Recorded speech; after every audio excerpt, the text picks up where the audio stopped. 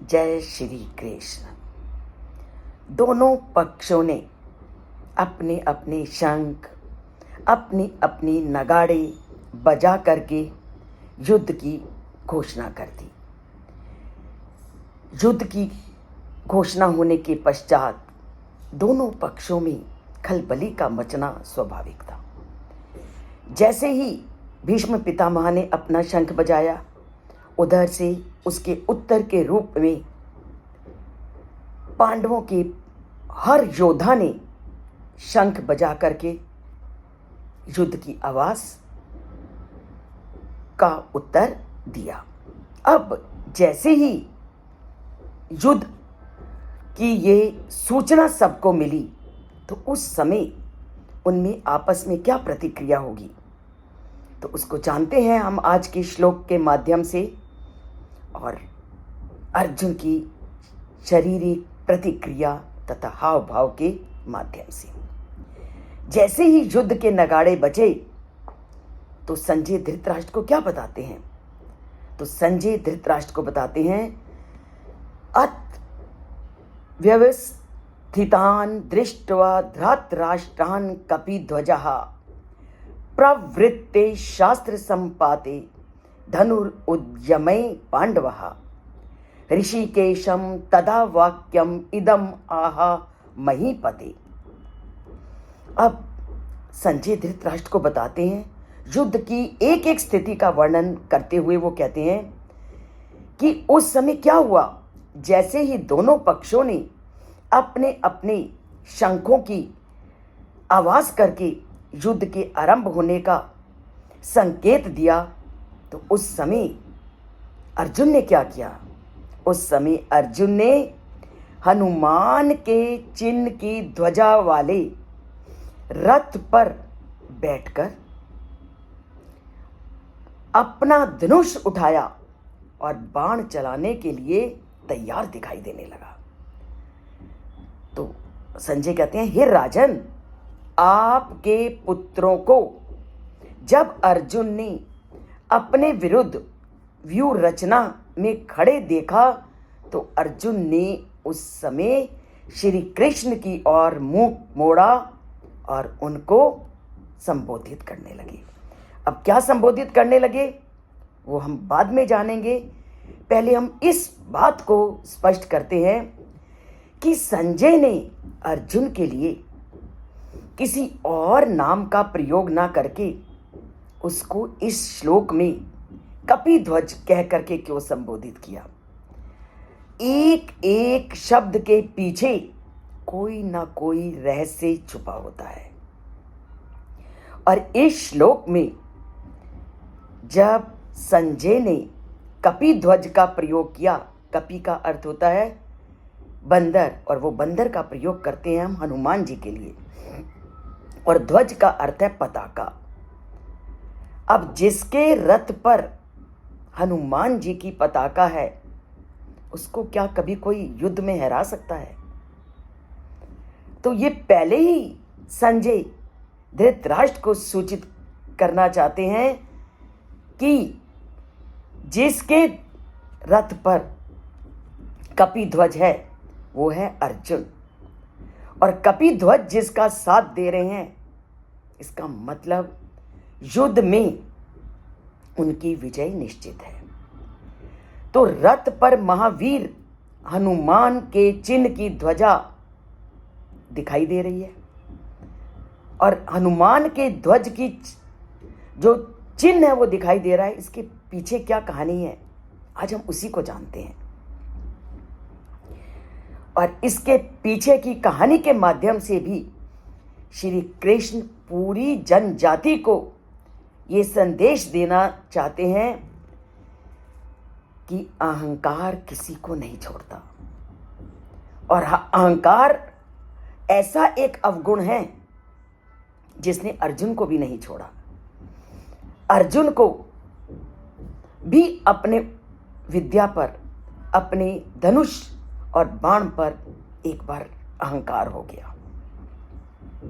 और जब कोई हमारा प्रिय मित्र होता है या हमारा गुरु होता है, वो जब अपने शिष्य को या अपने प्रियजन को अहंकार से घिरा देखते हैं तो उनको लगता है कि ये अहंकार मेरे मित्र का या मेरे शिष्य का नाश ना कर दे, तो वह उसको सचेत करना चाहते हैं। और अर्जुन तो श्री कृष्ण के प्रिय मित्र भी थे, सखा भी थे, सब कुछ थे। तो जब उन्होंने अर्जुन को अहंकार से घिरा हुआ देखा तो क्या किया? उन्होंने उसकी परीक्षा लेनी चाहिए, उनको उनका सबक सिखाना चाहा। यही होता है सच्चा मित्र। और एक बार श्री कृष्ण और अर्जुन बैठे थे और बातों ही बातों में अर्जुन ने श्री कृष्ण को कहा कि भगवान श्री राम के पास उन्होंने वानरों ने भारत से लंका के बीच जो समुद्र बनाया, कितना व्यर्थ उन्होंने अपने परिश्रम को किया। क्यों इतना समय अपने परिश्रम को व्यर्थ करते रहे? वो कहता है कि अगर मैं वहां उपस्थित होता तो मैं बाणों से ही इतने बड़े पुल का निर्माण कर देता। ये है व्यक्ति के अंदर का जो अभिमान अर्जुन का बोल रहा था। तो श्री कृष्ण ने उसका प्रदर्शन करने को कहा। तो अर्जुन ने क्या किया? बाणों से उन्होंने ऐसी बौछार की कि पुल का निर्माण किया। और जैसे ही अर्जुन ने बाणों से पुल का निर्माण किया तो श्री कृष्ण जी ने क्या किया होगा? उन्होंने परीक्षा लेने के लिए हनुमान जी को बुलाया और हनुमान जी को कहा कि तुम इस पुल का परीक्षण करो। और जब वीर हनुमान ने उस पुल पर चलना शुरू किया तो क्या हुआ होगा? और जैसे ही हनुमान जी ने उस पुल पर चलना शुरू किया तो पुल धड़ धड़ धड़ धड़ कर टूटने लगा।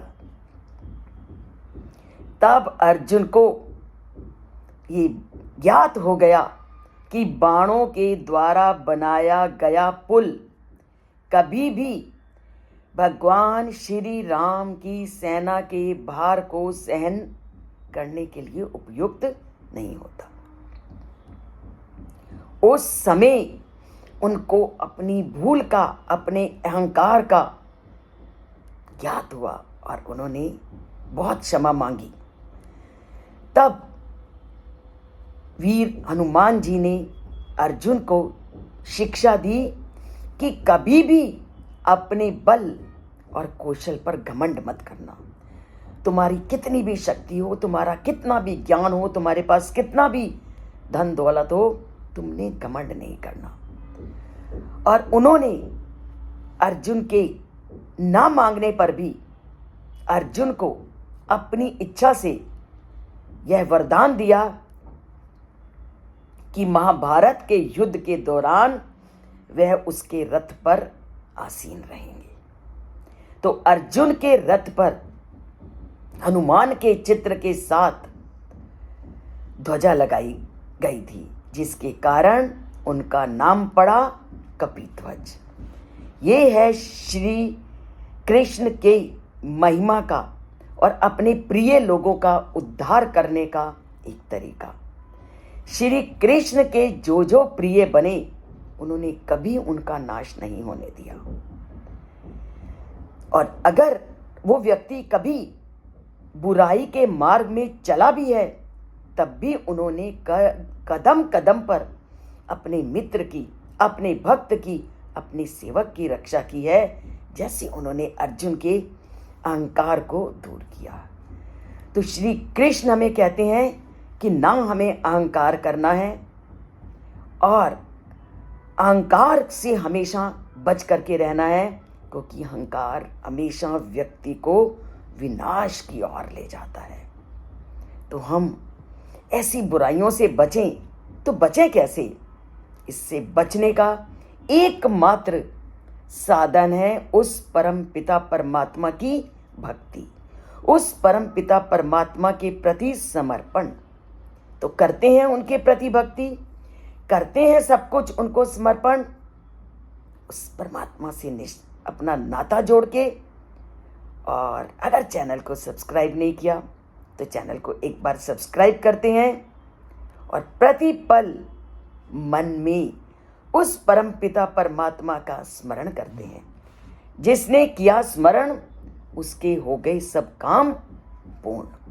तो कामों को पूर्ण करना है तो उस परम पिता परमात्मा को अपने मन से कभी अलग मत होने देना, अपनी वाणी से कभी उनसे को अलग मत करना।